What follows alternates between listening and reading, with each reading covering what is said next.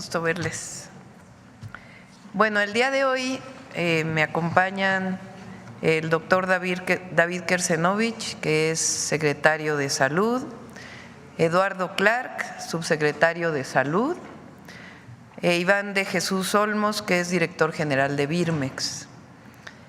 Ellos nos van a presentar cómo va a ser ahora la compra de medicamentos para los siguientes años. Es un método novedoso que queremos presentarle a toda la población y a ustedes, a los medios y a todos los que nos escuchan, nos ven. Después presentaríamos, bueno, ya cerrando, ¿verdad? Tiempo de mujeres, mujeres en la historia, nos toca hoy. Y también está aquí el doctor Raúl Jiménez Vázquez, que él es un reconocido abogado, para cualquier duda que tengan ustedes sobre la supuesta o qué significa la supremacía constitucional. Entonces vamos a darle la palabra al secretario de Salud, David Kersenovich, y luego a Eduardo Clark. Adelante. Muchas gracias, con su permiso, señora presidenta. Buenos días a todas y todos. Yo quisiera mencionar en relación a la compra de medicamentos la importancia que tiene y los insumos de salud como concepto. Si me pasa la siguiente diapositiva, por favor. ¿Cuáles son los puntos relevantes de la compra de medicamentos? Están enunciados en esta diapositiva. El primero es que es un aspecto fundamental en el ámbito de la salud pública y personal. Es decir, involucra tanto a la salud pública del país como a cada uno de nosotros en lo personal.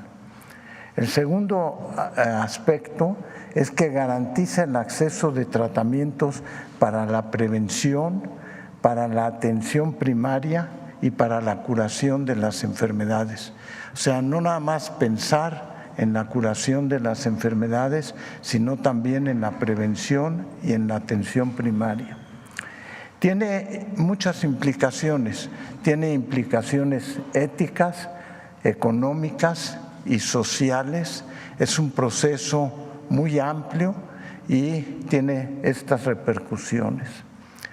Dentro de ellas, la gestión eficiente de los costos es crucial para poder garantizar la sostenibilidad del sistema de salud. El sistema de salud tiene como objetivo que el mismo ocurra con equidad y ese es un aspecto muy importante en lo que tiene que ver con la compra de medicamentos e insumos para la salud. Y finalmente, es muy importante para disminuir la morbilidad y la mortalidad de los distintos padecimientos. Si vamos a tratar de bajar la curva de todas las enfermedades crónicas, tenemos que disponer de medicamentos para lo mismo. Habiendo dicho eso, señora presidenta, doctora, le pediría entonces a Clark si nos hace favor de presentar el proceso de la compra de medicamentos. Muchas gracias. Gracias, doctor. Con su permiso, presidenta, muy buenos días a todos. Es un gusto estar aquí con ustedes. A partir de lo que les comentaba el doctor Kersenovich sobre la relevancia e importancia de la compra de medicamentos, les quiero yo platicar muy brevemente cómo funcionaría y estamos diseñando la compra consolidada de medicamentos para este próximo año. En primer lugar, dejar claro cuáles son nuestros objetivos al consolidar la compra de medicamentos e insumos para la salud, que es garantizar la disponibilidad de todos los medicamentos para todas y todos los mexicanos que reciben atención en el sector público bajo las mejores condiciones de calidad de los medicamentos, de eficiencia de los tratamientos terapéuticos que se implementan y bajo las mejores condiciones de precio para el Estado mexicano. Siguiente. Estamos presentando hoy y queremos compartir con ustedes cómo es el modelo de la rectoría y la gobernanza de la compra de medicamentos e insumos para la salud de ahora en adelante, a partir de la publicación de un decreto que emitió la señora presidenta el día de antier. En primer lugar, la Secretaría de Salud, como cabeza de sector, como rectora del sector salud, está encargada del diagnóstico, de la planeación, de la coordinación y supervisión de todo el proceso, para luego llevar a cabo los siguientes pasos de manera muy sintética.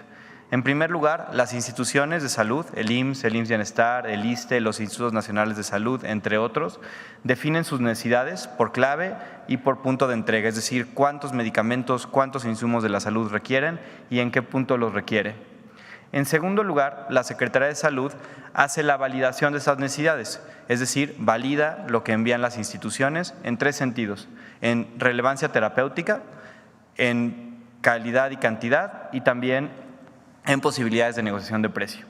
Y tercer lugar, con esa planeación, el equipo en Birmex hace y ejecuta la compra consolidada, que es el proceso ya de invitar a la proveeduría a que oferte y adjudicar a los mejores postores para garantizar, como les decía, las mejores condiciones de calidad, de eficiencia y de precio. Y finalmente, las instituciones suscriben ya los contratos y reciben los insumos para atender a la población en todas sus necesidades. Siguiente. El nuevo modelo de contratación de medicamentos e insumos para la salud está basado en estos principios que ahora les platicaré más a detalle cómo operan en la práctica. En primer lugar y de manera transversal es la implementación de sistemas digitales en todo el proceso de la cadena de planeación, coordinación, supervisión y ejecución de la compra. Estamos buscando garantizar la máxima transparencia y la máxima participación tanto nacional como internacional para promover la competencia y garantizar los mejores recursos en términos de calidad y precio. En segundo lugar, estamos evaluando maneras distintas en las cuales podemos entregar los medicamentos de manera más eficiente, haciendo el análisis costo-beneficio por cada una de las claves sobre las diferencias para entrega directa en almacenes estatales, en almacenes finales y en el almacén central del país. Estamos también optimizando y digitalizando los procesos de entrega y recepción en cada punto de entrega, haciendo que no haya burocracia excesiva ni papelería abundante para poder mover el suministro y más bien garantizar su trazabilidad de manera digital. Además, y es muy claro en el ejercicio que les voy a presentar, una definición clara y consensuada de fechas y volúmenes de entrega de acuerdo a las necesidades reales, es decir, un ejercicio de estimación de la demanda de cada una de las instituciones basado no en históricos de cuánto habían podido poder antes de acuerdo a su presupuesto hace muchos años, sino más bien de acuerdo a los equipos médicos que nos determinan que por la población que atienden, qué insumos requieren. En quinto lugar, una planeación de más largo plazo, promoviendo de manera prioritaria las compras bianuales para obtener mejores garantías de precio y garantizar el abasto, dando certidumbre a la potencial proveeduría sobre los volúmenes que tiene que manufacturar y los momentos exactos en los que los tiene que entregar. Y último punto, que es importantísimo, un monitoreo continuo de parte de la Secretaría de Salud y de Birmex a las penalizaciones y los incumplimientos, más bien a los incumplimientos que puedan llevar a cabo los proveedores para garantizar que el Estado mexicano efectivamente escoge a los proveedores que tienen garantizado el cumplimiento. Siguiente. Quiero platicarles cómo es el cronograma de este año de la compra consolidada 2025-2026. Desde el día 1 que llegamos, por instrucciones de la presidenta, nos dimos a la tarea de evaluar la situación actual del abasto, tanto en cómo fueron los procesos de compra, cómo han sido históricamente, cómo han sido los procesos de logística y distribución y el estatus de abasto que guarda cada una de las instituciones. Seguido, trabajamos con todas las instituciones y es la compra más grande, como verán en las siguientes diapositivas, que se ha hecho en términos de consolidación para definir la demanda con cada institución. Esto involucró muchísimo trabajo de cada una de las unidades médicas del país, clínicas, hospitales, inclusive la alta especialidad, recibir la demanda de lo que necesitaban, centralizarla y poder evaluarla. Esto nos tomó una buena parte del mes de octubre. Posterior a esa entrega de la demanda, por instrucciones del doctor Kersenovich, armamos un grupo técnico de especialistas en cada uno de los grupos terapéuticos para ver qué claves podían ser compactadas, optimizadas de manera terapéutica y para incrementar el volumen de ciertas claves, es decir, mover, perdón por el coloquialismo, si tal vez era un paquete de 24 pastillas y otro pedía uno de 12, más bien hacer más de uno de los tipos de volúmenes para conseguir mejores condiciones de compra. En cuarto lugar, hemos definido los anexos técnicos, que es decir, las condiciones generales de la compra consolidada y hemos venido trabajando las plataformas digitales de las cuales presentaré 2 a continuación. Hoy, 31 de octubre, inicia la convocatoria a comentarios públicos de nuestras bases de licitación. Y este proceso, que durará 10 días, lo que nos permitirá es abrir a toda la proveeduría potencial, al público en general, las condiciones de compra, los anexos técnicos, los volúmenes y las fechas de entrega que requerimos para recibir comentarios durante los siguientes 10 días y de esta manera poder, a partir de esos comentarios, que pueden ser de cualquier tipo, desde consideraciones logísticas, consideraciones de volumen, sugerencias en las modificaciones de ciertas condiciones, poder armar los anexos técnicos finales y las condiciones finales de compra para iniciar la licitación pública este mismo mes de noviembre, adjudicar contratos en el mes de diciembre y comenzar el inicio de la entrega de todos los insumos para la salud del año 2025 y 2026 a partir del 1 de marzo del 2025. ¿Por qué del 1 de marzo? Porque estamos también de manera paralela realizando una compra en este momento para garantizar el abasto en noviembre, diciembre, enero y febrero. Al planificar una compra bianual donde le pedimos a los proveedores entregar hasta marzo, lo que les damos es mucho más tiempo de planeación para ejecutar sus procesos de manufactura, para conseguir materia prima y así garantizar las mejores condiciones para el Estado mexicano. Siguiente. La compra consolidada del 2025-2026 es una compra bianual en la cual estamos concentrando 4,454 claves de medicamentos e insumos médicos. Es la compra consolidada más grande en términos de volúmenes de claves, esto a partir de una disposición sectorial de todos los institutos de darnos su demanda completa y nosotros coordinar esa integración. Representaría, en caso de llegar al volumen total, 4.9 mil millones de piezas, y están participando más instituciones que nunca antes. Aquí las tienen todas. 26 instituciones del Estado mexicano están participando en la compra consolidada. Es también la compra consolidada más grande en esas magnitudes. Menciono rápidamente la propia Secretaría de Salud con los insumos de salud pública, los programas de salud preventiva, el IMSS, el ISSSTE, el IMSS Bienestar, todos los hospitales coordinados a través de los Institutos Nacionales de Salud, así como los hospitales nacionales de referencia y la propia Secretaría de Marina que se ha adherido a esta compra consolidada. Es por mucho la más grande en términos de instituciones, volumen y claves. Siguiente. Y hoy queremos presentarles, para que ojalá puedan ustedes difundirlo mucho, esta plataforma que es la plataforma de difusión y discusión pública de las compras consolidadas de insumos médicos del sector salud. Es una plataforma en la cual cualquier persona puede consultar los proyectos, es decir, cada una de las claves que vamos a pedir, va a poder acceder a la información administrativa, financiera, legal, de tiempos de entrega, un poco lo que normalmente se haría en las bases de licitación. Representa el total de los volúmenes que les mencionaba y todas las claves.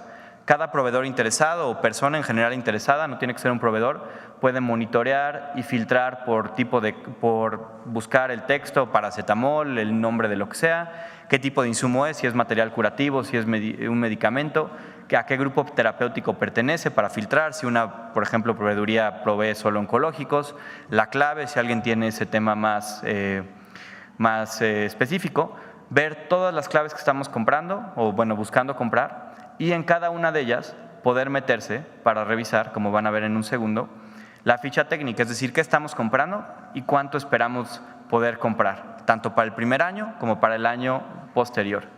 Abajo, además, van a poder ver el anexo técnico. Este es el índice de contenidos del anexo técnico de cada una de las compras y dejar comentarios específicos o sugerencias. Sugerencias que el equipo de Birmex y el equipo de la Secretaría de Salud estarán revisando en las siguientes semanas para integrar en caso de verlas bien. No son vinculantes, esto es importantísimo, hay una sección de preguntas y respuestas para que entiendan exactamente a qué se refiere, pero lo importante es que recibamos toda la retroalimentación de parte de la proveeduría, entendamos qué cosas podemos modificar en las bases técnicas y de esta manera la convocatoria que se lance en aproximadamente 15 días final incorpore la mayor información posible del mercado. Este es un ejercicio que no me gustaría dejar atrás. Iniciamos bajo la dirección de la presidenta en la Ciudad de México a través del proceso que llamamos Tianguis Digital. La convocatoria tal vez más famosa que tuvimos fue de prebases, como le llamamos de discusión, fue la contratación del servicio de Ecobici y muchos sistemas del transporte público que previo a sacar las bases de licitación oímos de la potencial proveeduría qué cosas podíamos hacer para modificar. Eso sería un poco la plataforma. Si me dan la siguiente diapositiva, por favor, para concluir. Esta plataforma está disponible a partir de este momento en la siguiente página, discusión.salud.gov.mx. Estará disponible los siguientes de aquí hasta el 8 de noviembre, como les comentaba. Y si me dan la siguiente, También les dejamos un portal informativo para cualquier duda que tengan de lo que acabamos de mencionar en compraconsolidada.salud.gov.mx. Estamos seguros que con este proceso nuevo de implementación de sistemas digitales, de coordinación sectorial a través de la Secretaría de Salud, estaremos teniendo la compra consolidada más eficiente de medicamentos y garantizando el acceso a la salud de todas y todos los mexicanos. Muchísimas gracias. Claro, perfecto. Una disculpa. En todo este proceso nos ha venido acompañando, y una disculpa por no mencionarlo, la Secretaria de la Función Pública y su equipo, tanto para las políticas nacionales de contratación como en la supervisión de los anexos técnicos y del proceso, para asegurar que este proceso de compra consolidada es algo que se adecúa a la visión de las compras consolidadas de todos los sectores y además garantizando de parte de la Función Pública que estamos cumpliendo todos y cada uno de los pasos y las mejores recomendaciones de los aprendizajes que han tenido desde la propia Secretaría. Muchas gracias. Bueno, pues esta es la información más importante. Como bien dice Eduardo Clark, que es una compra muy importante para el acceso a la salud de las y los mexicanos. Esta es la manera en que se muestra la forma en que se va a hacer de manera transparente, invitando a que participe todo aquel que tiene que ver con la proveeduría de salud, y estamos seguros que vamos a conseguir todavía mejores precios que incluso en el gobierno del presidente Andrés Manuel López Obrador, que ya habían disminuido de manera muy importante los precios en la compra de medicamentos. Entonces, transparencia, cero corrupción y un esquema en donde participan todas las instituciones. Sobre el tema, a ver.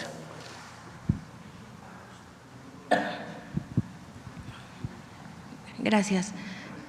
Muy buenos días, Presidenta, a los del gabinete también. Janet Galindo, de Grupo Transmedia La Chispa. Presidenta, el expresidente Andrés Manuel López Obrador dejó grandes megaproyectos. Uno de ellos precisamente fue la megafarmacia. En torno a este tema, todo esto para el bienestar social.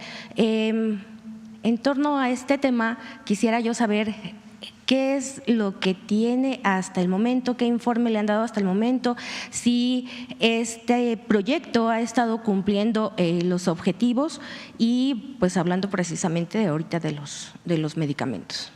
Sí, se va a seguir utilizando la llamada megafarmacia de Huehuetoca. Y vamos a entrar a un proceso de mayor digitalización de trámites. Es parte de los 100 puntos que presenté en el Zócalo, no solamente para la compra de medicamentos, sino para muchas otras compras dentro, es decir, del gobierno hacia afuera, y también una parte muy importante del acceso de las y los ciudadanos a los trámites de gobierno. Para eso se está creando la agencia digital, y ustedes conocen a Eduardo Clark, que se volvió muy conocido en la época de la pandemia porque él, aunque no es médico, aprendió mucho de ello y permitió desarrollar todos los procesos para hacer eficiente la atención a la salud en aquel momento de la pandemia. Entonces, él justamente es experto en estos temas y está ayudando muchísimo a poder digitalizar todos los procesos en el sector salud.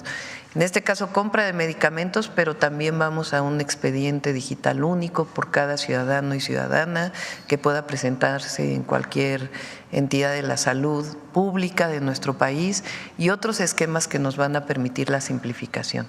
Entonces, sí se va a seguir utilizando la megafarmacia y otros esquemas de distribución de medicamentos y va a ser todavía más eficiente porque vamos a entrar a un proceso de digitalización de trámites. Okay. ¿Hay algún presupuesto ya determinado para el siguiente año? ¿Lo tienes? ¿El presupuesto, Eduardo? ¿El presupuesto para la compra de medicamentos? 130,000 millones al año se destinan para medicamentos. Ok, muchísimas gracias. Gracias. Perdón, no sé si me presenté. Janet Galindo, de Grupo Transmedia La Chispa. en otro tema, justo el día 28 de este mes fueron las elecciones en el sindicato petrolero. Resulta que se dio nuevamente que Ricardo Aldana ganara las elecciones. Aquí hubo muchas denuncias por parte de los trabajadores, por parte de otros líderes de diversas plantillas, y una de ellas pues fue la licenciada Cristina, que denunciaron muchísimas irregularidades, también que no dejaron votar a 30,000 trabajadores, los cuales estaban registrados y no les permitieron el voto. Y bueno, finalmente aquí la denuncia era por parte también de los trabajadores, era hacer de su conocimiento que estas irregularidades que se dieron y que pues van a impugnar estas elecciones. Sabemos su postura, sabemos que usted se pronunció en total respeto hacia los sindicatos, pero sí queríamos preguntarle cuál sería su opinión tras todo este proceso y el planteamiento de los trabajadores, que es la impugnación. Sí, tienen derecho a impugnar, es parte del procedimiento que se sigue en estos casos y en otros, cuando hay personas que no están de acuerdo con los resultados. Y también pues el secretario del Trabajo, Marat, estuvo atento, y si desean una reunión con él, pues por supuesto también los puede recibir. Pero nuestra posición siempre es la libertad de decisión de las y los trabajadores petroleros en este caso, y en general de cualquier trabajador, tanto del Estado, de algún organismo público, como de empresas privadas. Muchísimas gracias. Presidenta. Y finalmente, ¿qué va a pasar? Pocas semanas antes de que concluyera la administración del expresidente López Obrador, hicimos una denuncia de una persona, del señor Ernesto Pimienta, que él denunciaba que le ganaron terrenos al mar en Jalisco, en Barra de Navidad. Y este caso, ellos siguen pagando impuestos, pero no pueden hacer uso de esos terrenos. Finalmente, este caso se dio la indicación que tanto Semarnat como la Secretaría de Gobernación tomaran el caso, cosa que se hizo, pero con el cambio de administración. De hecho, le dieron varias citas al señor y con el cambio de administración pues ya no se le dio seguimiento en este proceso. ¿Qué va a pasar con estos casos, doctora? Sí, le pedimos a la Secretaría de Gobernación que le dé seguimiento. Ok, gracias. Gracias.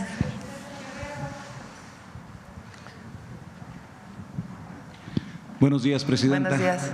Me da mucho gusto saludarla. Si me permite plantear esto que ocurrió ayer y que parece aberrante a todas luces, que un peón, si me permite esa expresión, del Junior Tóxico en Radio Nacional haya hablado abiertamente ya de un golpe de Estado. Entre los us, as y qué interesante de la entrevistadora, José Ramón Cosío, el exministro, habla de la hipotética posibilidad de hasta destituirla. Y entendiendo lo que ha pasado en Brasil, lo que está pasando en Colombia, permítame pedirle su opinión y el mensaje para el Tigre. Creo que, recordando lo que en algún momento me dijo el expresidente Andrés Manuel López Obrador, de que la oposición no se estaba portando tan mal, creo que esta oposición ya ha rebasado un límite, y también los medios de comunicación que permiten decir cualquier cosa en sus radios o en sus televisoras. Para iniciar, Presidenta, por favor. Sí, Raúl, ¿por qué no platicas sobre lo que se votó ayer en la Cámara de Diputados y que se había votado en la Cámara de Senadores, para que todas y todos comprendan de qué se trata, porque parece que es algo fuera de lo común, que es algo terrible. Entonces, para que un abogado reconocido nos pueda explicar a todas y a todos. Adelante, Raúl.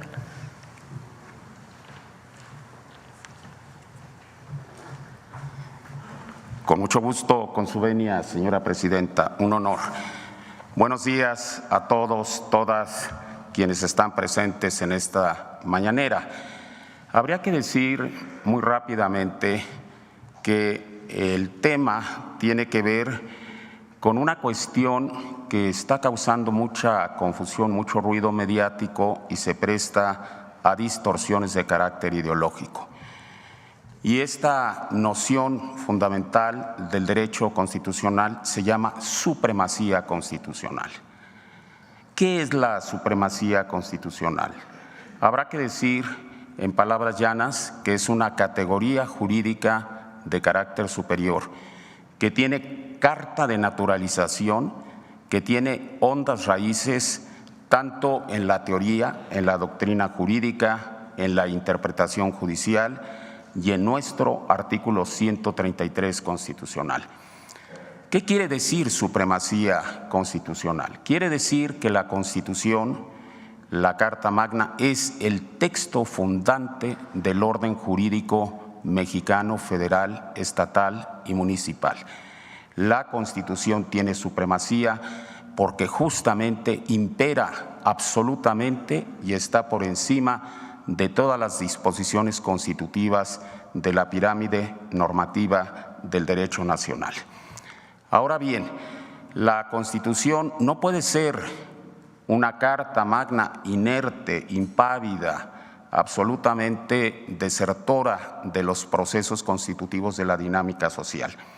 Tiene que seguir esa dinámica social, es decir, debe admitir la posibilidad de reformas o adiciones que permitan hacer el ejercicio de adecuación, alineamiento con los procesos sociales y sobre todo con las demandas imperativas de las mayorías populares del país. Y esta idea de que la Constitución tiene supremacía, pero que debe admitir un mecanismo de reformas o adiciones, fue sabiamente prevista por el histórico, el grandioso, el maravilloso constituyente de Querétaro de 1917. Y a este respecto nos dejó el instrumento y el procedimiento para llevar a cabo esa adecuación del texto constitucional a los cambios sociales, a los imperativos que demandan fundamentalmente las mayorías populares de nuestro país. Y así fue como en el artículo 135 de nuestra Carta Magna, que no ha sufrido modificación alguna desde su promulgación el 5 de febrero de 1917, se consagran el órgano y el procedimiento para llevar a cabo reformas o adiciones a la Carta Magna. El órgano, bien lo sabemos, es el llamado constituyente permanente, es decir, el poder reformador de la Constitución. Y el procedimiento previsto ahí mismo en el artículo de referencia 135 es el procedimiento complejo que vincula, que conecta y articula al Congreso de la Unión a través de mayorías calificadas y a las legislaturas de los estados mediante la conjugación de la mayoría simple. Ya una vez que las reformas o adiciones se han producido y se ha hecho su publicación oficial a través del Diario Oficial de la Federación, estas pasan a formar parte íntegra, inescindible, inseparable del texto constitucional. Y eso justamente ha ocurrido y está ocurriendo con las reformas constitucionales promovidas por el gobierno de nuestra Cuarta Transformación. Y eso, sin duda alguna, va a ocurrir con la reforma trascendental a los artículos 105 y 107 constitucional. Cuando ello ocurra, que será en un breve lapso, en virtud de que el poder reformador de la Constitución está en la etapa final, es decir, en la aprobación por la mayoría de las legislaturas estatales, habrá de ocurrir en las próximas horas. Cuando ello suceda y se publique el decreto de reformas en Diario Oficial, esas reformas y adiciones 105 y 107 constitucionales serán parte inseparable de la Constitución, serán texto constitucional, figurarán como normas imperativas y de cumplimiento absoluta y definitivamente imparable. Y en razón de ello, justamente es que a través del poder reformador de la Constitución se elevó a rango constitucional el impedimento para someter a revisión judicial las reformas o adiciones en general y en particular las que nos ocupan en esta parte del proceso histórico de nuestro país. Y fue así como en el artículo 107 constitucional se establece que el juicio de amparo es improcedente contra reformas o adiciones a la Constitución. Esto no es ninguna novedad, todo lo contrario, ya está previsto en la Ley de Amparo vigente a partir del año 2013, artículo 61, fracción primera. No admite interpretación en contrario. A la letra, literalmente ahí se establece con sentido imperativo y categórico que el juicio de amparo es improcedente contra reformas o adiciones a la Constitución. Lo que se hace ahora es simplemente visibilizar en la norma constitucional lo que ya existe como criterio legislativo e interpretación, incluso por el propio Tribunal Supremo de nuestro país. Cito rápidamente para concluir una contradicción importantísima que está siendo hoy en día obviada, omitida, quisiera pensar imprudencialmente y no dolosamente, por los ministros de la mayoría de la Corte.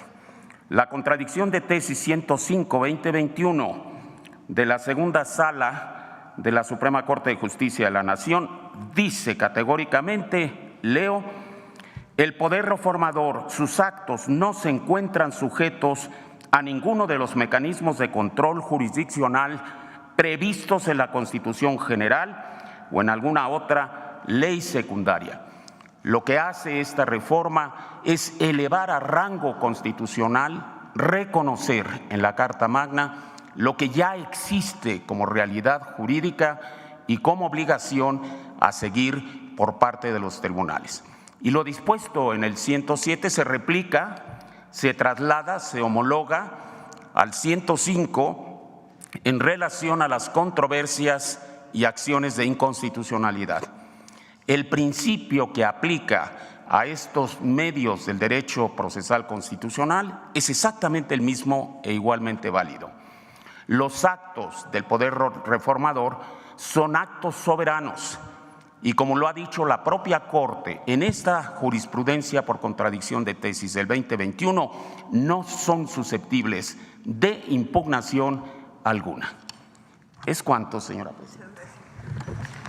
Presidenta, lamento la descortesía. Me presento, Vicente Serrano, conductor de Sin Censura TV, para que luego no vayan a decir que uno tira la piedra y esconde la mano.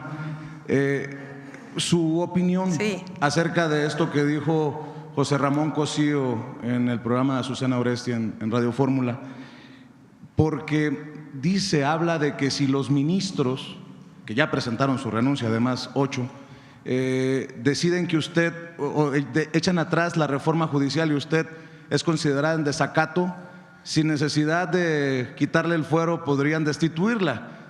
Y nada más hago referencia a lo que ha pasado hacia el sur, Presidenta, porque el estratega de la victoria de Bolsonaro en algún foro ya estuvo reunido con Cosío bajo la sombrilla de Mexicanos contra la Corrupción y la Impunidad, y pues sería muy inocente no entender las relaciones conservadoras, Presidenta. Sí. Primero, han estado la oposición planteando este tema de la supremacía constitucional como si fuera algo novedoso o fuera algo malo.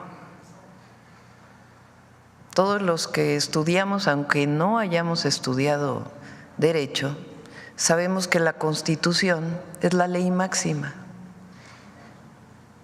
la que establece a partir de ahí todas las normas secundarias. Entonces, ayer me puse ahora sí que a googlear supremacía constitucional. Lo dice la propia Corte en un montón de documentos. Lo dice la Facultad de Derecho en un montón de documentos. Los invito a que hagan lo mismo, porque el propio artículo 133 de la Constitución lo establece. Esta es la ley máxima. Esta Constitución, las leyes del Congreso de la Unión que emanen de ella y todos los tratados que estén de acuerdo con la misma, celebrados y que se celebren por el presidente de la República, hay que modificarlo porque debe decir la presidenta también, el presidente o la presidenta de la República, con aprobación del Senado, serán la ley suprema de toda la Unión. Lo dice la Constitución. Los jueces de cada entidad federativa se arreglarán a dicha Constitución, leyes y tratados a pesar de las disposiciones en contrario que pueda haber en las constituciones o leyes de las entidades federativas. O sea, parece como que es una ofensa, supremacía constitucional. ¿Cuál novedad hay en eso? Sí, es la ley máxima, sí. ¿Es la Carta Magna? Sí. ¿Cómo se modifica la Carta Magna? Con el 135. Entonces, no se está violando, es republicano lo que estamos haciendo. Está dentro de la Constitución, forma parte de nuestro Estado de Derecho. Eso es lo primero, porque ahora parece, incluso lo comillan, la supremacía constitucional. Lo segundo, ayer me enteré por la participación de la ministra Sánchez Cordero en el Congreso, por cierto la felicito, una excelente participación, que este punto,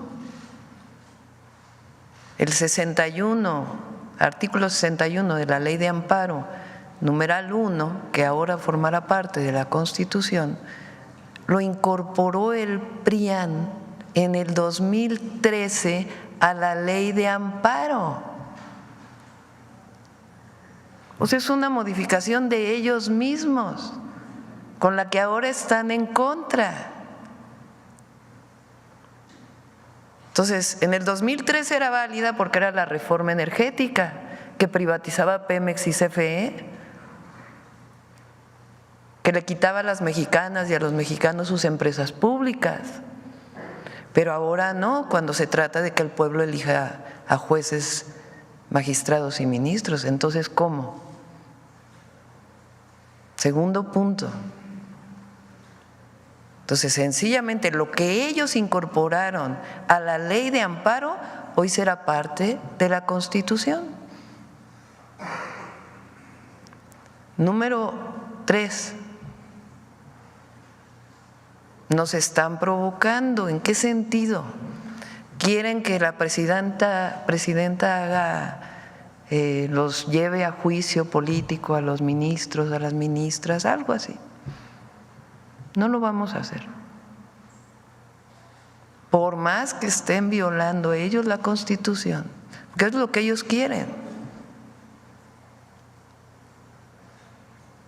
Todavía pienso yo, fíjense, qué bien pensada soy,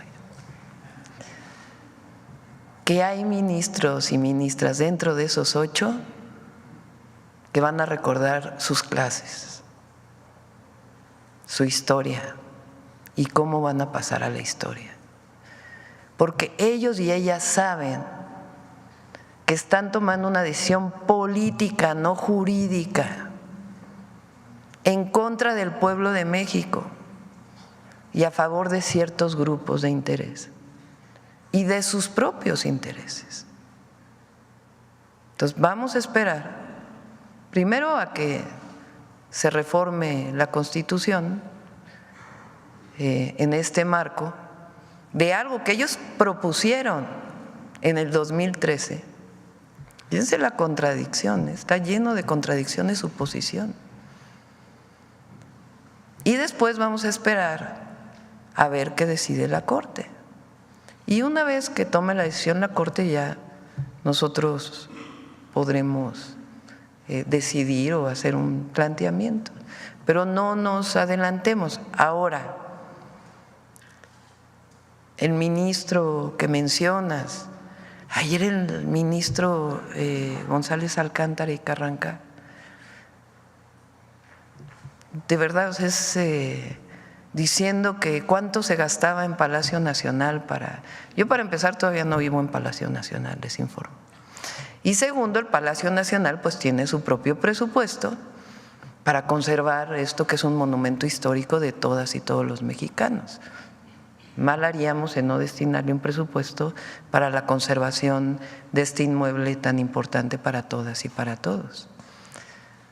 Los gastos que tendré como persona con mi esposo en este lugar, pues van a ser parte de los gastos personales que se cubrirán con el salario que tenga como presidenta de la República. Pero ya llegan al límite de hablar de golpe de Estado, de que me van a destituir, que, o sea, tranquilos, calma. Por ahí hay una foto del Popocatépetl de hace como 2 semanas, ¿no? A ver si la ponen. Nos mandó un mensaje el Popo. Vamos a esperar. Y a toda la ciudadanía, todos somos responsables de conocer la Constitución. No es solo para expertos, no es solo para constitucionalistas, para abogados. Es lo que nos rige como mexicanas y mexicanos. Y no es, habrá artículos que a lo mejor son más complejos de entender, pero hay algunos que son claros, absolutamente claros. Entonces, ¿qué le diría a los comentócratas? Bueno, ya dijeron que vamos a modificar la Constitución para que se acepte la tortura. De verdad, es que, claro, si ellos tuvieran mayoría para modificar la Constitución, como fue durante todo el periodo neoliberal, entonces no pasa nada. Pero ahora que se regresa al pueblo, ahí está él. Calma, tranquilos, amor y paz. Vamos a esperar a que resuelva la Corte. Y apelo a las ministras y a los ministros a que recuerden sus clases, a que… Ese supuesto golpe de Estado, porque el pueblo raso, los que viajamos en el metro, las peceras, los taxis, o la gente que anda en el campo, pues sí se cree las mentiras de los medios oficiales y sus comentaristas, porque el apoyo que le dio el pueblo pasadas elecciones, pues tiene una ideología diferente y un pensamiento diferente a la gente que está en los medios o en las ciudades más grandes como es este caso. Sí, no se tardaron ni media hora en empezar la crítica. Pasó la toma de protesta y al otro día, como decía el presidente López Obrador, que todos al mismo tiempo. Nado sincronizado. Nado sincronizado. Es que uno lee y yo la verdad no oigo mucha radio y televisión, no me da tiempo, pero me pasan un resumen y digo, bueno, pero es que es lo mismo.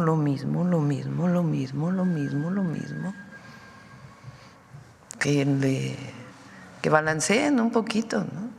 Y vamos a esperar. Y a la gente decirles, primero que a mí me eligió el pueblo de México y que 8 ministros no pueden estar por encima del pueblo. Y eso lo dice el 39 constitucional. ¿Quién es el soberano? Y segundo, esperar, no nos adelantemos. Y tercero, apelar a las ministras y ministros si todavía tienen algo de conocimientos en derecho,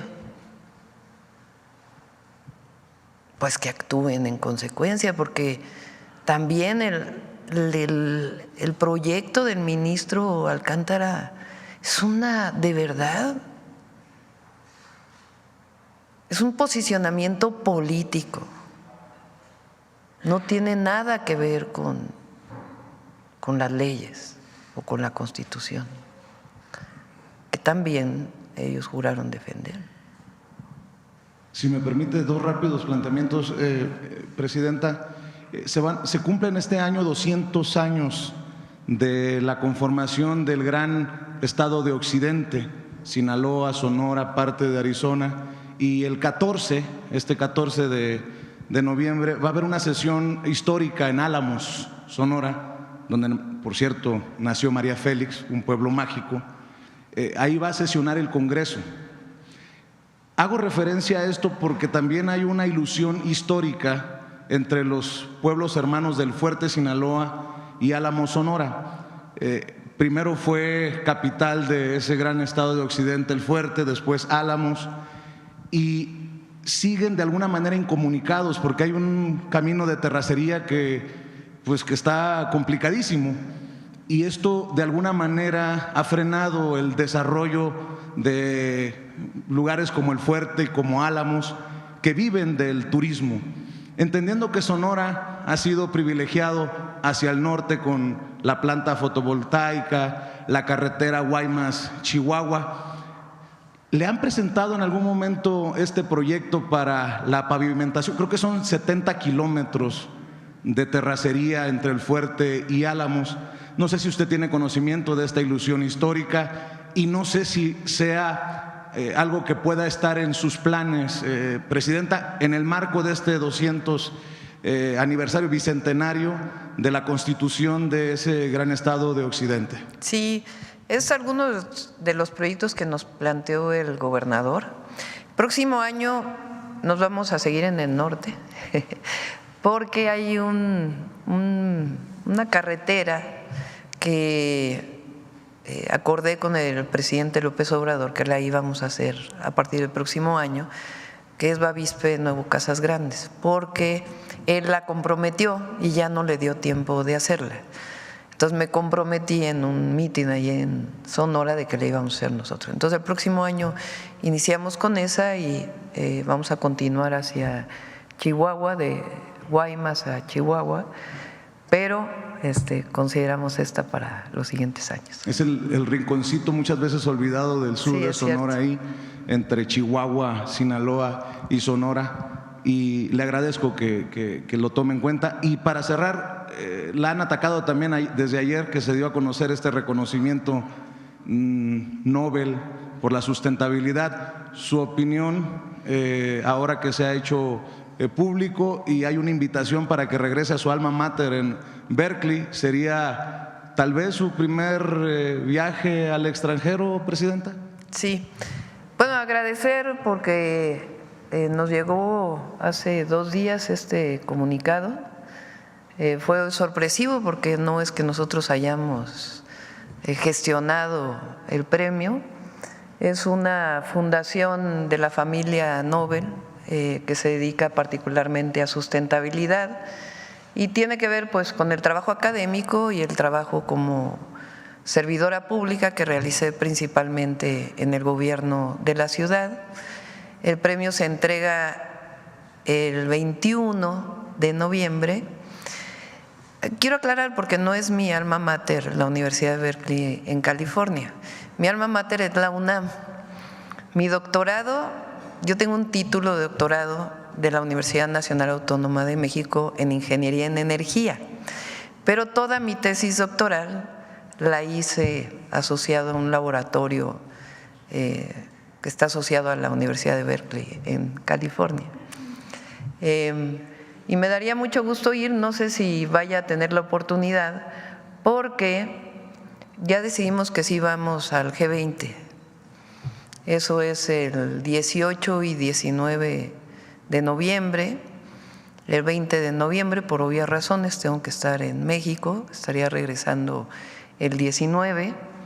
El 20 estaríamos aquí para el desfile y la conmemoración del inicio de la revolución. Y esto es el 21. Estamos viendo porque habíamos hecho un acuerdo para tener una reunión con empresarios y el gobierno de Alemania, si se puede mover eso para el 20 en la tarde, que la habíamos pactado hace como 3 meses. Entonces ya no estoy segura que pueda ir el 21, pero pues estaremos mandando a alguien en nuestra representación. Agradecer y para mí el mayor privilegio es servir al pueblo, más allá de los títulos y reconocimientos académicos o al servicio público. Es un privilegio enorme y que tengan la certeza de que vamos a cumplir y siempre vamos a estar a la altura de las circunstancias. No llegamos para traicionar al pueblo, llegamos para cumplirle al pueblo de México.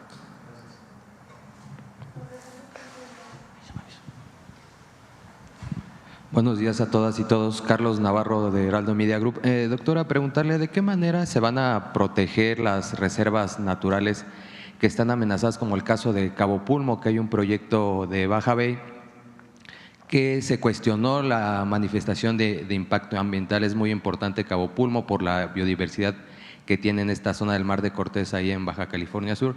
¿De qué manera se van a proteger estas reservas, Presidenta? Sí. Primero tenemos una gran secretaria de Semarnat, Alicia Bárcenas, está ahora en la COP16 de biodiversidad, muy reconocida nacional e internacionalmente. María Luisa Albores, quien fue secretaria de Semarnat, también es una excelente compañera. Está tomando una decisión la doctora Bárcenas de centralizar los estudios las autorizaciones de estudios de impacto ambiental. Hoy tienen una parte descentralizada y a veces hay malos manejos, pero a veces no hay la suficiente conocimiento para poder autorizar.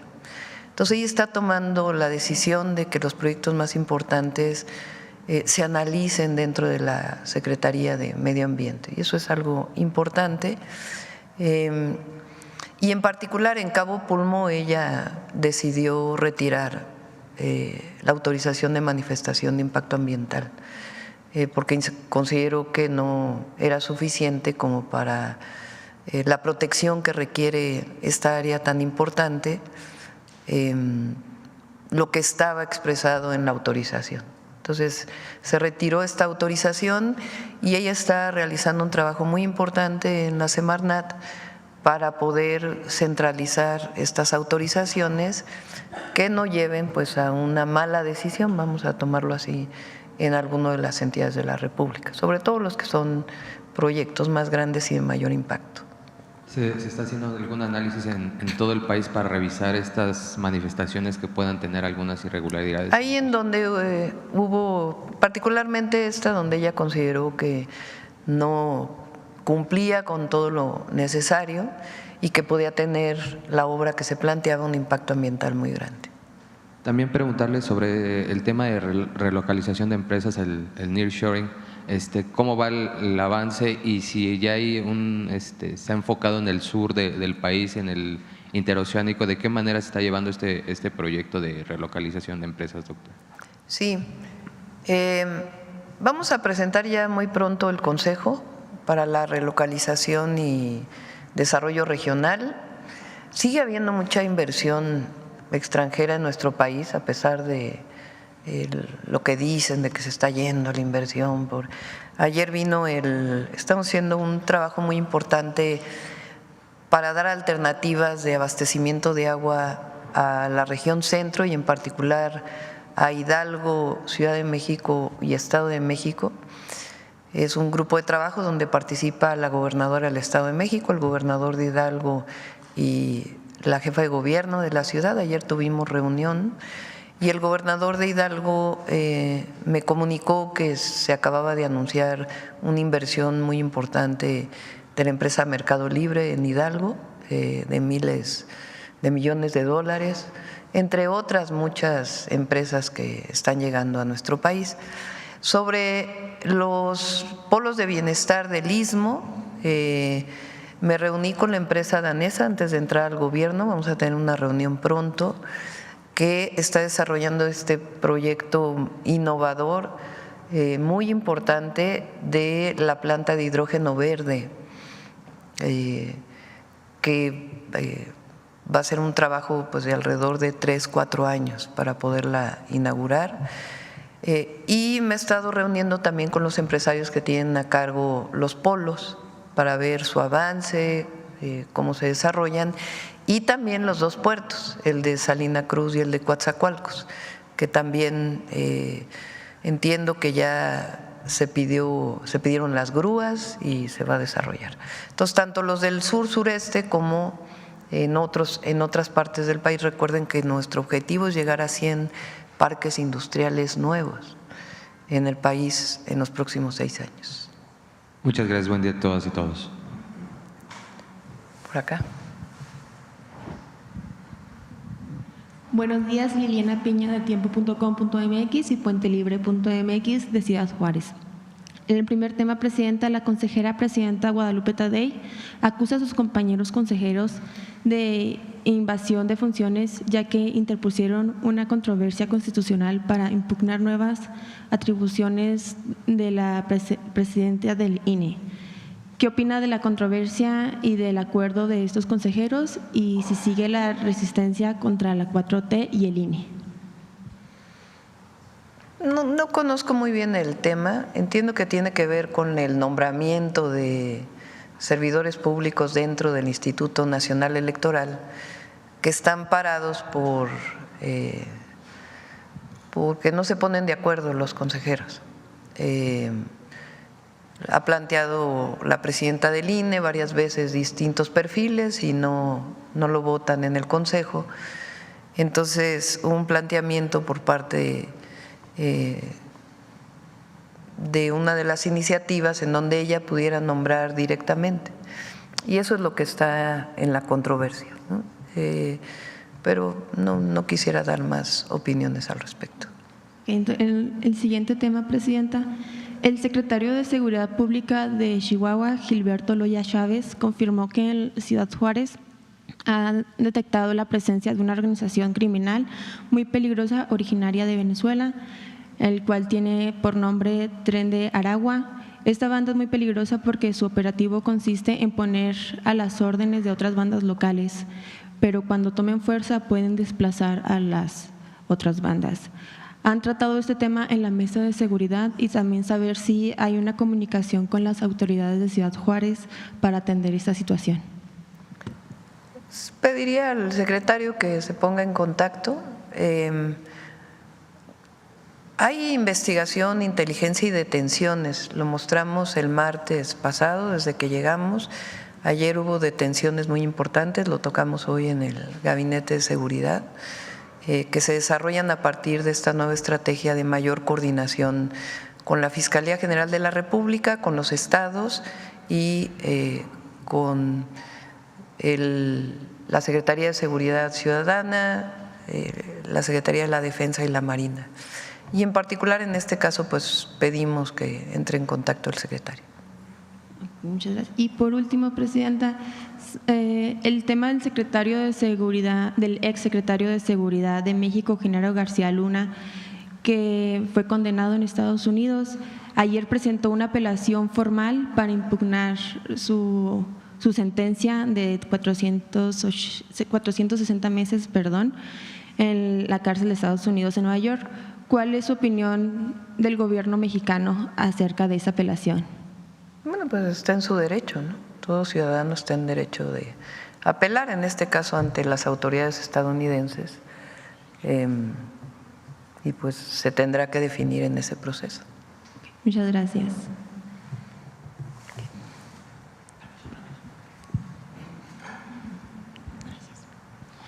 Buenos días, Presidenta. Isabel Briceño, de Pie de Página. El 4 de octubre fue desaparecida la defensora de derechos humanos del pueblo Mije, Sandra Domínguez. Ella había enunciado la existencia de 2 grupos de WhatsApp, Sierra XXX y Megapeda, donde el actual coordinador estatal de delegados por la paz del gobierno del estado de Oaxaca, Donato Vargas, compartía fotografías de mujeres desnudas y en especial de mujeres indígenas mijes. Su familia y la comunidad hicieron una carta pública para pedir la intervención de la Federación y del Gobierno estatal, y también el Comité de Desaparición Forzada de la ONU solicitó información del caso. ¿Qué les responde? ¿Podría decirnos si tiene algún avance de las investigaciones?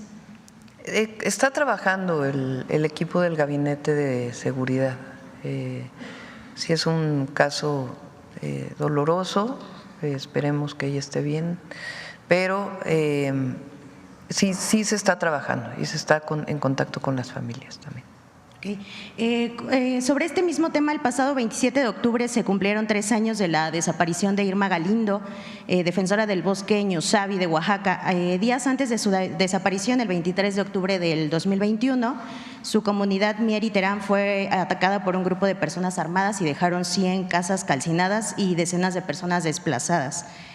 Lo último que se supo de ella, porque envió mensajes a sus amigas, es que iba en una junta junto al mecanismo de protección otorgado, que le habían otorgado protección y resguardo, pero ya no volvió. La pregunta tiene que ver con el mecanismo de protección a personas y periodistas y defensoras de derechos humanos. ¿Qué medidas se están tomando para fortalecer el mecanismo y para proteger a los defensores ambientales? Si hay algunas acciones especiales para la protección de mujeres de pueblos indígenas que son defensoras del territorio y que enfrentan pues a grupos criminales. Muchas gracias. Sí, la Secretaría de Gobernación le vamos a pedir a Rosa Isela que siga pues con estos casos. Por cierto, menciono la secretaria de las Mujeres, Itlali, hizo una muy buena intervención en Querétaro. La verdad, mis felicitaciones. Cuando salió la noticia que la preguntaron aquí, le llamé y le dije, ¿por qué no ves qué podemos hacer por esta joven? Y se fue para allá, de inmediato se comunicó con las familias, con el fiscal, y ella fue liberada. Y la verdad fue una intervención muy buena y creo que con la sensibilidad que tiene Citlali, en estos casos ella va a seguir apoyando, además de todo el apoyo institucional. Entonces fue muy bueno y en este caso en particular, pues también la Secretaría de Gobernación con sus funciones. Sí, tenía un grupo el presidente Andrés Manuel López Obrador para atención en estos casos también de periodistas. Lo estamos reactivando y se está trabajando para que no haya impunidad. Acá. Gracias, Presidenta. Buenos días. Rodrigo Muñoz, de NX Noticias. La primera sería comentarle, el Grupo Aeroportuario del Pacífico, junto con el Grupo Aeroportuario de la Ciudad de México, están planteando la posibilidad de que se aumente la TUA, que es este impuesto para los pasajeros, hasta en un 60% en vuelos nacionales y 40% en internacionales. Conocer si existe algún tipo de plan o estrategia por parte del gobierno para tratar de compensar quizá esta subida en los precios del impuesto, o si existe algún tipo de comunicación con ellos. No se está planteando. Lo que hubo es que los concesionarios de aeropuertos pagaran más, que también lo seguimos revisando nosotros, pero este incremento que planteas en el TUA no está en los planes. Okay, por otro lado, comentar, hace unos días se dio a conocer que eran ya 400,000 barriles de petróleo los que se envió a Cuba por parte de esta ayuda humanitaria. Saber si es ya el resto del plan, si todavía pretenden seguir apoyando de otra forma, y más o menos cómo va la situación en este diálogo con la isla para atender esta crisis. Sí. Vamos a apoyar a Cuba por razones humanitarias y además México nunca ha estado a favor del bloqueo. Pensamos que, y es histórico, no es de ahora, que impacta al pueblo cubano, aparte de la política exterior de México. Entonces se va a apoyar a Cuba, se está apoyando primero técnicamente No tengo el dato exactamente de cuántos, pero si son 400,000, solo para que tengan una idea, México produce al día 1.6 a 1.8 millones de barriles diarios. Entonces, 400,000 barriles ni siquiera es la producción de un día. Entonces, nada más para que se ponga balance en el número, ¿no? Entonces, pero aunque haya críticas, nosotros vamos a ser solidarios y por razones humanitarias.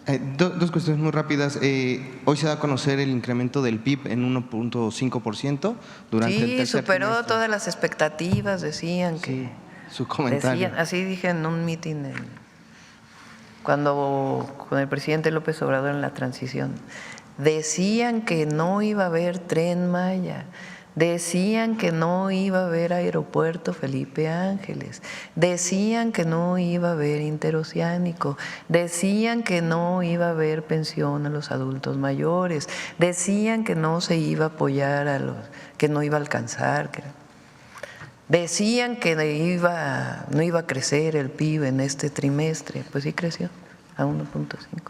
Y ya por último, nada más si me regala un comentario respecto a algún acuerdo que se haya llegado ayer con los integrantes de la CENTE que se reunieron con usted por la tarde, saber si van bien estos diálogos y conocer si por parte de Presidencia pues hay algo importante a destacar de este encuentro. Gracias. Sí, van a seguir los diálogos con ellos.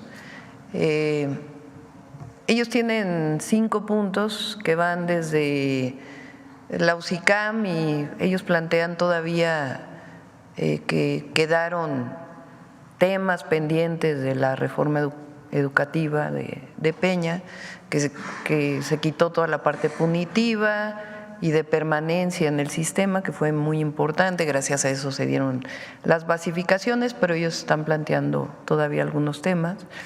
Hay que decir que coinciden tanto la CENTE como el CENTE en estos casos. Entonces siempre el diálogo, y va a estar ahí Mario Delgado atendiendo, y nos vamos a estar reuniendo periódicamente, y también temas con el ISSSTE, que está Martí también apoyando en estas reuniones. Vamos aquí adelante. Presidenta, buenos días. Gustavo García, de Comunicante MX. Presidenta, primero le quiero preguntar, hace un momento acaba de hacer un comentario muy importante. Este Palacio Nacional es de las y los mexicanos. Yo recuerdo hace muchos años que se nos permitía el acceso, transitar libremente. Entiendo que en años recientes ha habido muchas manifestaciones e incluso ahora mismo hay vallas metálicas que impiden el acceso. Sin embargo, Presidenta, en este recorrido soy un reportero que viaja por todo el país, y cuando hago estos reportajes de turismo y preguntándole a la gente qué es lo que les gustaría conocer de la Ciudad de México, invariablemente el Zócalo y Palacio Nacional creo que coincido con usted, son monumentos con mucha historia que vale la pena que los mexicanos lo vivan. Incluso mucha gente me ha comentado que les gustaría estar en este salón, conocer dónde se lleva a cabo la mañanera. Presidenta, ¿hay planes para que se abra al público en algunos días en específico este monumento, este Palacio Nacional? Sí, entiendo que después de que afectaron una de las puertas, limitaron el acceso justo porque pusimos la ofrenda aquí. En un ratito, a ver si se dan una vuelta porque quedó muy bonita. Entonces pregunté que cómo estaba el acceso. Entonces lo estamos viendo, evidentemente tiene que reabrirse el acceso a todas y todos. Esta es la Casa del Pueblo de México. De acuerdo, Presidenta. Como segundo tema, antes de que terminara el sexenio del presidente Andrés Manuel López Obrador, estuve en esta mañanera una semana antes, le hice el comentario referente a un contrato polémico que existe con el AIFA, en donde se invirtieron 80 millones de pesos para sacrificar a 300 perros y gatos. En ese momento el expresidente no estaba enterado. Obviamente él, como expresidente animalista, dijo que no estaba de acuerdo con que estuviera ocurriendo eso. Él quedó de que se iba a investigar, incluso me pidió Jesús Cuevas la carta de transparencia en donde se verificaba que efectivamente el AIFA estaba sacrificando, la administración del AIFA estaba sacrificando estos perros y gatos. Le quiero preguntar, Presidenta, si usted trae una agenda animalista, si nos la puede compartir, y referente a este tema en específico, si usted está de acuerdo, si se va a revisar este contrato, si hay la posibilidad de que estos perros y gatos que están invadiendo las pistas del AIFA pudieran ser trasladados a algún albergue o tuviera alguna otra acción que no implicara necesariamente el sacrificio inmediato. Sí, está por pasar la reforma constitucional de la protección a los animales.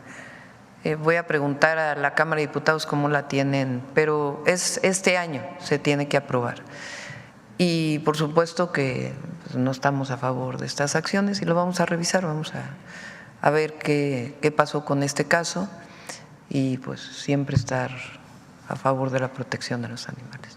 De acuerdo, presidente. Y como último planteamiento, nosotros somos un medio que transmitimos desde Tijuana para México y Estados Unidos, específicamente sobre este tema, presidenta. Hace poco se dio a conocer la lista de ciudades más peligrosas del mundo con base a ese indicador de cuántos homicidios por cada 100,000 habitantes. Tijuana, Zacatecas, Uruapan, Celaya quedaron en este top 10.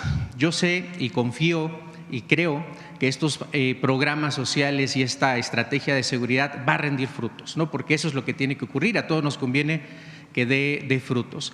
Yo le quiero preguntar, presidente, específicamente si para Tijuana, que es una ciudad fronteriza, una ciudad compleja en sus temas de seguridad que viene arrastrando de años atrás, ¿cuál va a ser la estrategia de contención? Más allá de que, reitero, estos programas sociales van a tener un impacto positivo, pero en el hoy, en el presente, hay miedo en estas ciudades, hay miedo en Tijuana de salir a las calles, de hacer una vida normal, pero pues es un hecho que estos asesinatos siguen ocurriendo, ¿no? Acaba de llegar el nuevo presidente Briceño a la presidencia municipal de Tijuana, la gobernadora da ese respaldo, pero desde Presidencia de la República, ¿cuál sería la estrategia de contención para que estas ciudades pudieran salir de ese top 10 y pudieran también ya decirle a su sociedad que se está dando un resultado contundente o un resultado que ellos puedan percibir de inmediato, presidenta?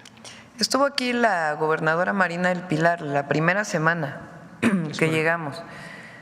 El día de hoy, por cierto, estuvieron los gobernadores, digo gobernadores porque todavía no ha habido cambio de gobierno en Chiapas. Estuvo el actual gobernador de Chiapas y el gobernador electo. Yo diría que ustedes conocen nuestra estrategia, que es de 4 ejes: atención a las causas, fortalecimiento de la Guardia Nacional, inteligencia e investigación y coordinación. ¿Qué estamos haciendo para que se entienda, digamos, esta estrategia? Además de los programas sociales, del apoyo permanente de Jóvenes Construyendo el Futuro, se está trabajando en algunos municipios, Tijuana es uno de ellos, en donde hay una intervención social mayor o por parte del Gobierno de México en coordinación con los gobiernos de los estados mayor en la parte social. Cada una tiene su problemática. Tijuana pues tiene su propia problemática por ser una ciudad fronteriza, pero ahí se va a apoyar en ciertas zonas de Tijuana para poder hacer un trabajo casa por casa para poder atender a la población y particularmente a los jóvenes, a las y los jóvenes.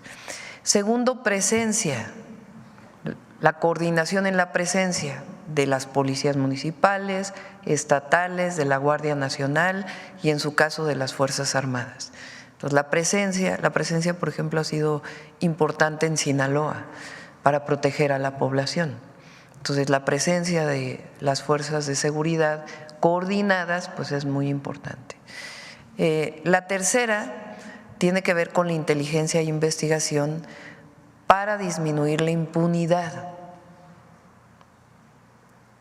Un grupo delictivo o para la detención de un delincuente, de un grupo delictivo o varios delincuentes, pues tiene que haber orden de aprehensión, a menos que haya una detención en flagrancia cuando están cometiendo el delito. Si no, nuestro sistema lo que dice es que debe haber una orden de aprehensión. ¿Quién da la orden de aprehensión? Un juez. ¿A partir de qué? De una carpeta de investigación que abre el Ministerio Público. Si es delito del fuero común, es el Ministerio Público Estatal y es un juez del Poder Judicial Estatal. Si es un delito del fuero federal, el Ministerio Público Federal, o sea, la Fiscalía y un juez federal. ¿Con base en qué otorga un juez, suponiendo que no hay corrupción, con base en qué otorga un juez una orden de aprehensión? Pues con base en las pruebas que se presentan en una carpeta de investigación. Cuando hablamos de delincuencia organizada, pues es muy importante que las carpetas de investigación se integren bien para que venga la orden de aprehensión y después la inteligencia y la investigación para detener a quienes están generando violencia.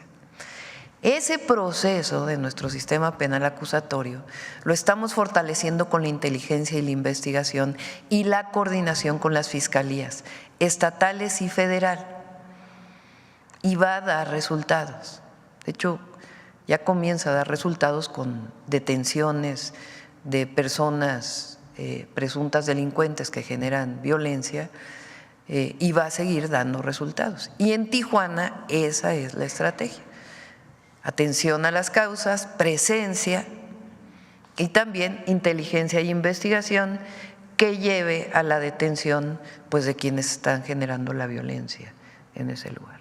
Es una visión distinta a solamente esta visión de detener narcotraficantes, que es distinta. No quiere decir que no se vayan a detener, sino que estamos construyendo el proceso para que no haya impunidad. Lo mismo la estrategia para Chiapas. Hay un detenido y siguen las investigaciones, sí.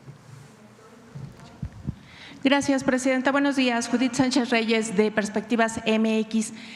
Preguntarle, presidenta, sobre este informe del estatus de la megafarmacia, sobre todo del stock de medicamentos especializados que tiene, aprovechando pues obviamente la presencia de las autoridades sanitarias, si nos pueden dar información al respecto, y también sobre los países en los que se hizo la compra de medicamentos especializados y cuántos de ellos han caducado, si es que se ha dado esta razón. Ha habido ahí algunas publicaciones periodísticas que han mostrado esta situación, saber la razón.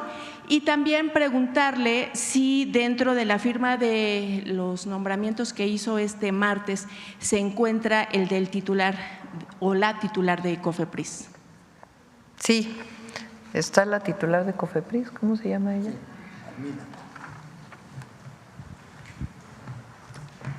Sí, está la titular de COFEPRIS, la doctora Armida.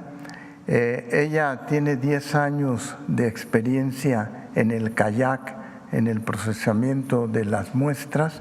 Es una agente con toda la experiencia y que va a avanzar hacia un proceso más ágil en relación a la COFEPRIS. Armida Zúñiga. Sí, sobre la cuestión de los recomendada medicamentos. También de Alejandro Schwartz, que ahora está en el IMSS Bienestar. Gracias, David. Sobre el estatus de los ya les damos toda la información. ¿Se va a dar un informe especial, presidenta? Sí, no hay nada que ocultar. Entonces se da la información de la megafarmacia. También es un centro de distribución. Entonces llegan medicamentos y se van a los estados. Entonces todo eso se va a informar. Lo que era muy importante es generar este nuevo procedimiento de compra. Quedaron algunos medicamentos por adquirir hacia fin de año y se está haciendo la licitación, y lo que quisimos presentar hoy, que es muy importante, es este procedimiento digital y de transparencia en la compra de los medicamentos, o de más transparencia en la compra de los medicamentos. Sí, presidenta, en otro tema, en Guerrero se han registrado diversos hechos que han provocado que la percepción de la población sea pues que la violencia se está desbordando, al menos así lo dieron en algunos testimonios que pudimos recoger este fin de semana. Y para ello, bueno, contextualizar un poco. Por ejemplo, bueno, pues en Tecpan de Galeana hubo 34 muertos, en Ahuixmitlán el exalcalde Aurelio Méndez, que fue, por cierto, fundador de Morena, fue asesinado. En la montaña, en el municipio de Atlixtlac, un grupo de presuntos policías comunitarios atacaron a ciudadanos en una asamblea, dejando 2 muertos y algunos heridos.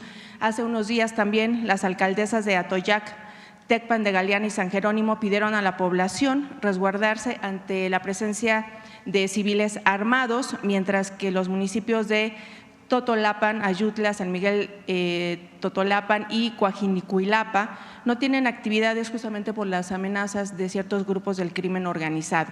Lo más reciente pues, es esta desaparición de 10 integrantes de una familia, entre ellos 3 menores de edad en Chilapa, mientras que en Chilpancingo pues, ya se está convocando a una marcha ciudadana justamente pues, en protesta por el asesinato del alcalde Alejandro Arcos.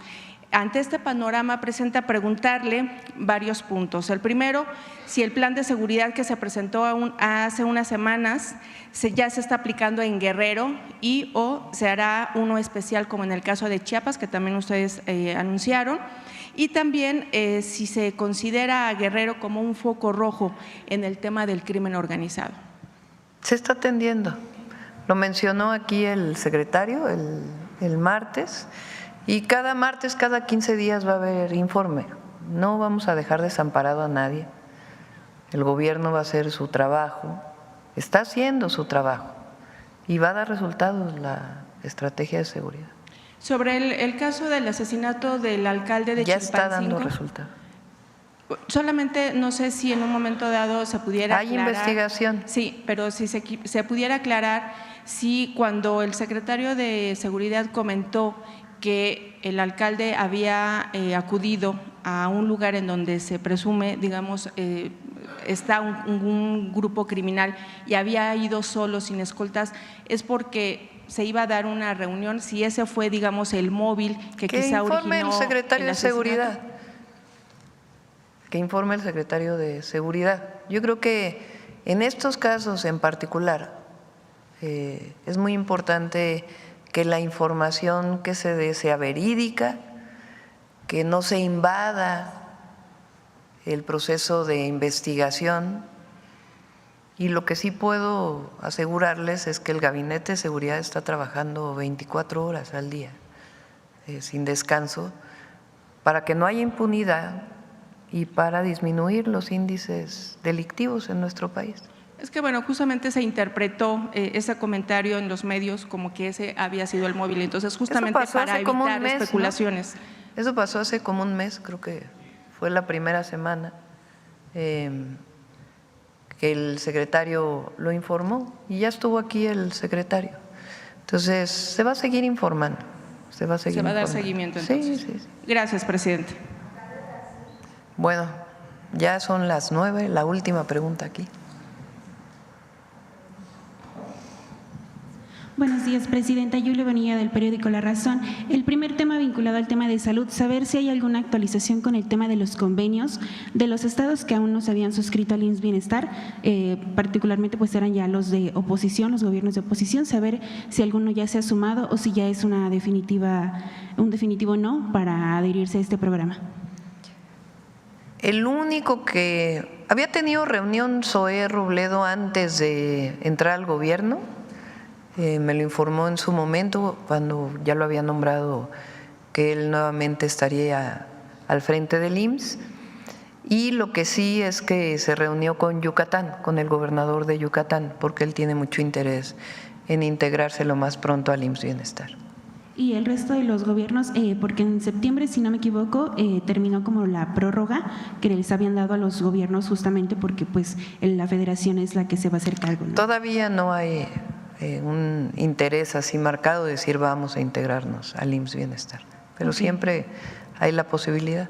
Ok, bueno, y en un segundo tema, retomando el tema del INAI, después de que usted ayer pues reiteró que no va a dar marcha atrás al tema de la desaparición y que se va a trasladar a la Secretaría de Anticorrupción, los comisionados pues respondieron que, refiriendo que están pagando como consecuencias de funcionarios que ya no forman parte del INAI, pero bueno, en caso de que se siga adelante con el plan, pues ahora hicieron como hincapié en este compromiso que refieren que hizo la secretaria de Gobernación en la reunión del 16 de octubre de que los trabajadores no iban a ser tocados. Entonces la pregunta es si este compromiso se va a cumplir y en qué consistiría, es decir, ¿se van a contratar a los trabajadores del INAI, se van a hacer exámenes, evaluaciones o cuál es lo que se está proyectando? Sí, a ver, una cosa son los trabajadores que tienen tiempo, que son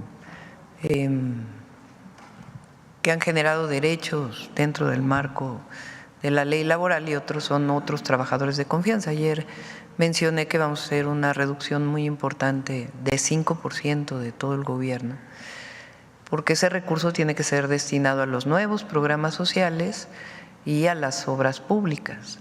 Entonces, en principio, no se va a revisar, vamos a plantearlo así. Ahora, ayer, por cierto, vi un anuncio también del INAI que dice, si desaparece el INAI, una señora que se le resolvieron un caso de su pensión, exactamente, y que entonces ahora, ¿qué va a pasar si desaparece el INAI? Y ya no va a poder. Pues claro que va a poder, y claro que vamos a defender a todas y a todos los mexicanos. Las injusticias están en muchos lugares y nosotros tenemos obligación de atender. Lo que ya no va a haber, pues, es gastos en los centros nocturnos, gastos públicos en los centros nocturnos, eso sí ya no, o en viajes de turismo gubernamental, eso tampoco, gastos en tarjetas American Express, eso ya tampoco. Entonces, no, eso sí, no va a haber, pero a la gente siempre se le va a atender y se va a revisar lo de las y los trabajadores del INAI, pero miren lo que se logra con la digitalización. O sea, vean este ejemplo, ¿no? ¿Qué estamos mostrando aquí? Que desde la apertura, antes incluso de las licitaciones, se pone a consulta de cualquier ciudadano las claves que se van a adquirir de medicamentos e insumos de la salud. Eso es algo que quizá por mi origen científico y lo que logramos con la Agencia Digital de Innovación Pública en la ciudad, pues es algo que a mí es algo pues que yo tengo como parte de lo que significa el servicio público, de facilitar a través de la digitalización, y ahí donde no hay acceso a Internet a partir de otros mecanismos, estos esquemas de transparencia. No se requieren gastos, aquí no se ha gastado nada. Fue Eduardo y su equipo que trabajan en la Subsecretaría de Salud y obviamente el doctor Kersenovich, junto con Birmex y todas las instituciones que se están reuniendo desde antes de que entráramos al gobierno para poder poner en práctica este nuevo sistema. A ver, ¿esto lo tiene el INAI? Entonces, corruptelas no, eso sí no. Y tampoco en la compra de medicamentos van a regresar aquellas empresas que compraban todo. Para eso hay transparencia. Entonces, cero corrupción. Esa es una manda del pueblo de México para todos los que somos de la Cuarta Transformación. Cero corrupción, transparencia que ayuda a evitar la corrupción y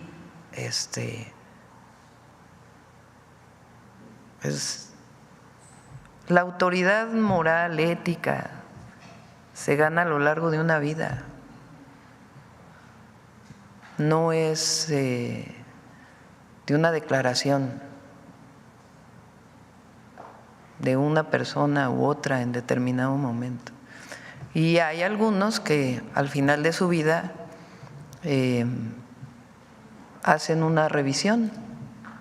Por eso, ahora que va a terminar el tiempo de los actuales ministros y ministras, aprovecho nuevamente que hagan una revisión de cómo quieren pasar a la historia. Si quieren pasar a la historia como constitucionalistas o quieren pasar a la historia violando la Constitución, siendo ministros y ministras. Entonces ahí está, para que Bueno, vamos a cerrar con Noemí. Sobre insistir en el tema del Comité de Evaluación del Poder Ejecutivo, si ya tienen los nombres. Los vamos a dar a conocer en un comunicado, en un rato. Hoy mismo. Sí, hoy es el último día. Sí, por cierto, no viene ahí, lo vamos a publicar en el Diario Oficial para que se haga la formalidad. Si pudiera adelantarnos qué tipo de perfiles son, qué consideraciones tomaron para elegirlos. Son perfiles de personas que conocen sobre el Poder Judicial, personas probas, que se dedican a distintos temas de distintos lugares de la República, pero luego a veces quienes nacimos en la ciudad, luego somos, yo no, pero mucha gente centralistas y se eligen a puras personas que son de la ciudad, entonces son de distintos lugares de la República y algunos no son grandes conocidos, pero tienen un antecedente que les permite que puedan ser de este comité que va a evaluar todos aquellos que se inscriban para jueces, magistrados y ministros. Aprovecho cerrando para que el INE también revise cuánto va a costar la elección el próximo año, porque escuché que decían 13,500 millones, 13,000 millones, se habían dicho que eran 7,000 hace unos meses.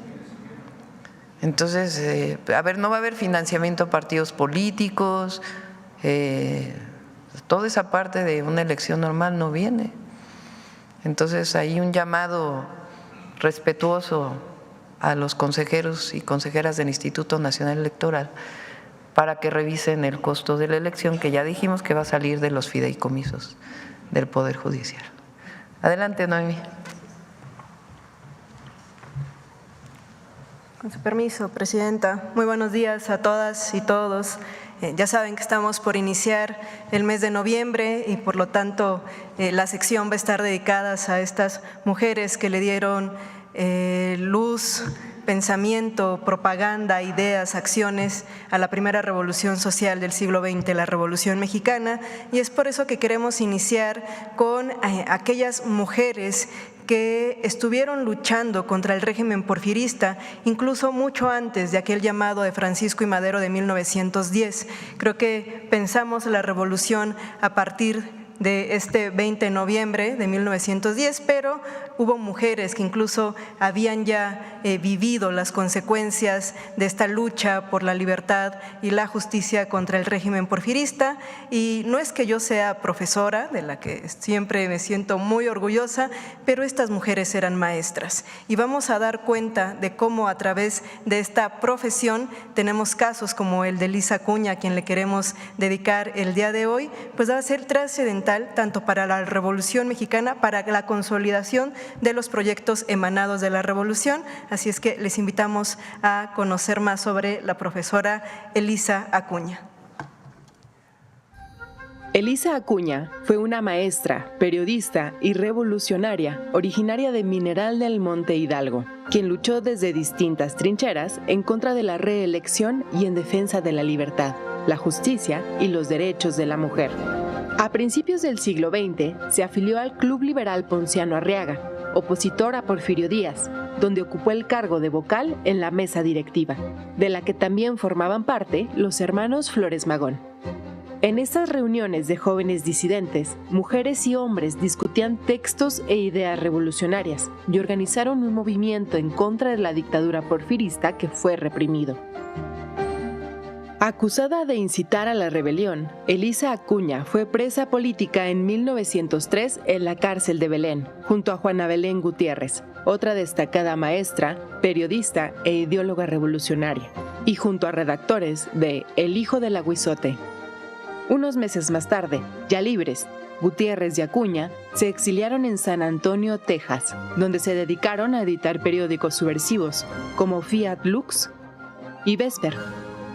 Al bifurcarse el Partido Liberal en 1905, Elisa Acuña y Juana Belén Gutiérrez, junto con Dolores Jiménez y Muro, se distanciaron del magonismo, pero continuaron su trabajo militante y periodístico. En 1910 fundaron el club antirreeleccionista Las Hijas de Cuauhtémoc, que agrupó a más de 300 mujeres que demandaron al gobierno porfirista mejores condiciones laborales para las mujeres, organizaron huelgas y exigieron un cambio político y social de fondo. Crearon además el periódico La Guillotina. En 1910, Elisa Acuña participó en la organización de la Gran Convención Nacional Antirreeleccionista en apoyo a la candidatura de Francisco I. Madero a la presidencia. Tras el asesinato de Madero, Elisa Acuña colaboró con el zapatismo repartiendo propaganda antihuertista en el estado de Puebla, por lo que fue perseguida. Elisa Acuña participó en el Consejo Feminista Mexicano, organismo creado en 1920 que buscó agrupar a las mujeres que se involucraron como propagandistas en la Revolución Mexicana y que, entre otras cosas, reclamó a los hombres del movimiento revolucionario el no haber reconocido el valor de las mujeres que participaron. Al crearse la Secretaría de Educación Pública, Elisa Acuña se integró al proyecto de formación para las escuelas rurales y en 1927 llegó a ser jefa de la Sexta Misión Cultural en San Luis Potosí, Zacatecas y Aguascalientes. Fue hasta 1945, un año antes de morir, que a Elisa Acuña se le concedieron oficialmente las condecoraciones del Mérito Revolucionario. La idea que me gustaría destacar es las maestras como protagonista de revoluciones en la historia y hoy día. Como dimos cuenta, fueron abriendo camino para que llegáramos a aquel 1910 y se atendiera el llamado.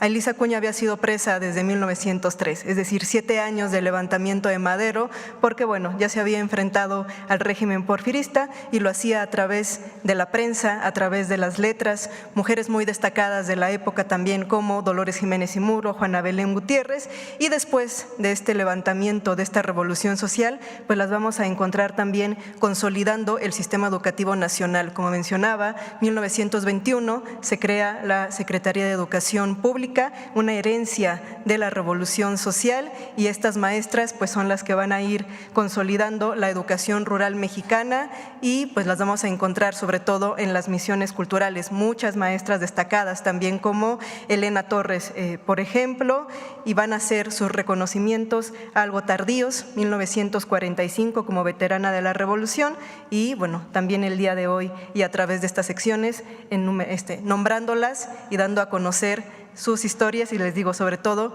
pues la importancia en las revoluciones y en las transformaciones de nuestro país. Que tengan excelente día todas y todos. Es cuanto, Presidenta. Muchas gracias. Mañana les voy a dar vacaciones para que se levanten tarde.